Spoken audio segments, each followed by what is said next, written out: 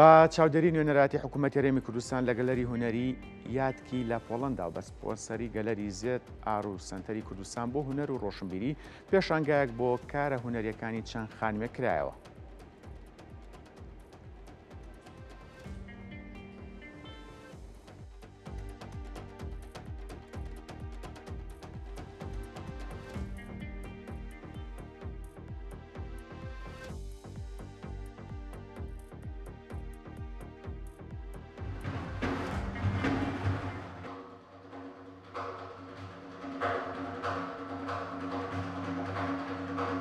tej tożsamości, tak jak Pani Dyrektor powiedziała. I to w naszych warunkach też w innej kulturze naszej odnajdują się i tworzą takie cudowne dzieła, które mówią o... Panie Burmistrzu, przedstawicieli władz województwa, miasta i z otoczeniem, a w innych... Z tym, że nie wiem, gdzie jest nasz artysta. بۆ قسەکردنی زیاتر لەسەر ئەم پێشانگایە شریڤان بارانی لە ستۆدیۆکانمان لە شاری هەولێر ڕاستەوخۆ لەگەڵمانە بێ. خات و شریڤان سڵاو لێ بێ، سوپاس کە کاتی خۆت بێمە بەخشی. بام سەرەتا لەوە دەست پێ بکەم چۆن بەشداریتان لە پێشانگاکەتا کرد و ئەگەر بکرێت بە کورتی باسی پێشانگاکە بە گشتی بۆ ما بکەیت فەرموو.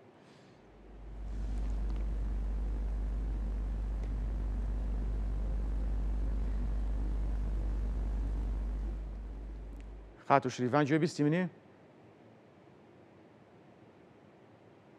بۆ کەناڵی کورسات بۆ تیشک خستنە سەرم بابەتە بەڵێ پێشانگاکە لە ژێرناوی ئیگۆسم بەواتای من هەم لەلایەن سەرۆکایەتی حکوومەتی هەرێمی کوردستان لە پۆڵەندا نوێنەرایەتی حکوومەتی هەرێمی کوردستان کاک زیاد ڕەئوف ڕێکخرابوو. پێشانگاکە سەرەتا لە شاری کراکۆڤی پۆڵەندا بوو و ئەمە لە بوهاردا ڕوویدا 3/4 ساڵی 2025 ئامادەبووانێکی زۆر لەوێ ئامادە بوون و جێگەی خۆشحاڵی بوو کە بۆ یەکەم جار کۆمەڵێک ژنی بەهێزی هونەرمەند لە پارچە جیاجیەکانی کوردستان و لە شارە جیاجیەکانی کوردستان پێکەوە بە هەماڕەنگی و بەکاری جیاواز بەشدار بوون. بۆ جاری دووەم هەر هەمان پێشانگا برایە شاری ئۆسترۆڤی مازۆفیچکی پۆڵەندی کە تێیدا گەلەری یانکی پێشوازی لە کاری هونەرمەندانی شێوەکارانی کوردستان کرد. یەکێک لە باشترین کارەکانی ئەم پێشانگای ئەو بوو کە کۆکردنەوەی هەماڕەنگی و کۆکردنەوەی کاری جیاواز وە گەیاندنی دەنگی ژنانی کوردستان بۆ وڵاتی پۆڵەندە جێگای سەرسامی بینەران بوو. بەڵێ شریڤان خان لە پێشانگاکە هیچ چالایەکیەکی تری هونەری بەڕێوە چوو جگە لەکردنەوەی پێشانگاکە مەبەستم؟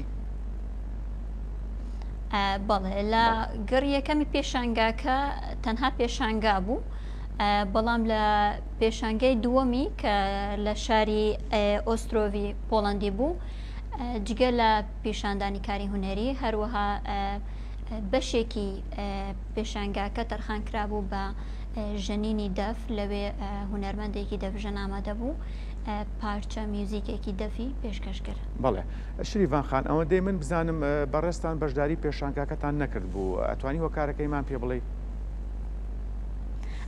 ڕەنگە هەڵە تێگەیشتنێک هەبێتن من بەشدار بووم بەڵام ئامادەبوونم لەوێ نەبوو. لە شاری کراکۆڤ لەوێ بووم ئامادەیم هەبوو بە چاوی خۆم سەرسامی خەڵکی پۆڵەندان بینی، بەڵام بۆ ئەم پێشانگای دووەمە لەوێ نەبووم، بەڵام کارەکانم لەوێ ئامادە بوون. بەڵێ کەواتە لە پێشانگای یەکەم خۆت ئامادە بووی، لە پێشانگای دووەم ئامادە نەبووی؟ بەڵێ بۆم نەگونجە بەڵام توانیم لە پێشانگای یەکەم ئامادە بووم و بە خۆشحاڵیەوە زۆر پێشوازیەکی باشمان لێکرا. بەڵێ خات و شریڤان چەند تابلۆت لە پێشانگاکان خراپە ڕوو؟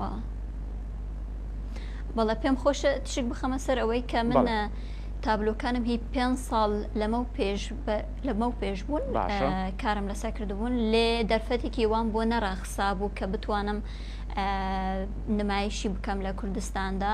دوجار کارەکانی من خۆیان لە هێڵانەیەکی زۆر باش دۆزیوە کە وڵاتی پۆڵەندە وڵاتێکی هونەر دۆست و دەتوانم بڵێم خەڵکانێکی زۆر هوەریان زیاد حەت پێ لە بەسەندە بۆیە من بە دوو کاری هوەری بەشدار بووم و هەردوو کارەکەشم حاڵیان هەر لە پێشنگاکەی و بڕیارە ئەم پێشنگایش بۆ ماوەیەکی درێژ بکرێتەوە. بەڵێ شریڤان خان من ئەپرسم تا چەند گرنگە شێوەکارانی کورد بەشداری لەم جۆرە پێشانگەیانە بکەن لە دەرەوەی هەرێمی کوردستان؟ ئەلبەت لە ڕووی گرنگیەوە ئەتوانین بڵین دروستکردنی ئەو تۆڕەیە لە بینی هونەرمەندانی کورد و هونەرمەندانی دەروێ وڵات و بە تایبەت ئەوروپا ئەتوانین بڵێن بەهۆی کۆمەڵێک ئالەنگەیری و کۆمەڵێک بربەستەوە لێرە ڕەنگە ژنان نەتوانن بەو ئازادیە ڕای خۆیان و یاخود کارە هونەریەکانیان دەرببڕن وا دیار بوو بەشێکی بۆ بەشێک لە هونەرمەندانی ژنانی کورد کە ڕێگە خۆشکرا بتوانن ئەم کارە ئازایانە ئەم کارانەیان کە ڕەنگە لێرە نەیانتوانی بێتە نمایش بکەن لە وڵاتی پۆڵەندا زۆر باش پێشوازیان لێکرا و بڕوای منەوە ئەم کارە بەردەوامی پێ بدرێت و لایەنی پەیوەندیدار زیاتر کاری لەسەر بکەن بۆ دروستکردنی ئەم پەیوەندیانە ڕێگە خۆشکەرە بێتن بۆ ئەوەی کە کورد و کوردستان و بە هەموو چیرۆک و بە هەموو خۆشی ناخۆشیەکان بناسرێنێن بە جیهان. بەڵێ شریڤان خان ئەگەر بە کورتی پێم بڵێ تابلۆکانت گزارشتیان لە چی ئەکرد مەبەستم سەر بە چ قوتابخانەیەکی هوەری شێوەکاری؟ بەڵێ من تابلۆکانم زیاتر لەسەر بابەتی ژن و جوانی ژن و چیرۆکی ژن و هەروەها لایەنە شاراوەکانی هەستی ژنێتی بوون. زیاتر ئەتوانم بڵێم نزیک لە سوریالی فەنتازی بە تەکنیکێکی هاوچەرخ کارم لەسەر کردبوون و کارەکانی من ئەتوانم بڵێم جێگە خۆیان نەکرد بوو لەوێ بەڵام من زۆر بە خۆشحاڵیەوە کە بینیم ئەو پێشوازی لێکرا لە پۆڵەندا و زۆریش پەسەند بوو بەلایەن خەڵکی پۆڵەنداوە بۆ من جێگەی خۆشحاڵی بوو کە دوجار ببینم خەڵکانێکان بەڕاستی کارەکانت بەرز ئەنرخێنن و ئیشەکانت جێگای بڵێم دڵخوازی ئەوانە. بەڵێ شریڤان خان من دوا پرسیارت ئاراستاکەم ئەمە چەندەمین جارە بەشداری لە پێشانگانی و دەوڵەتیەکانەکەیت؟ ئەتوان من زۆر بەشداری پێشانگام کردووە لێ ئەمە یەکەم جارە من بەشداری پێشانگایەکی نێودەوڵەتیەکەم.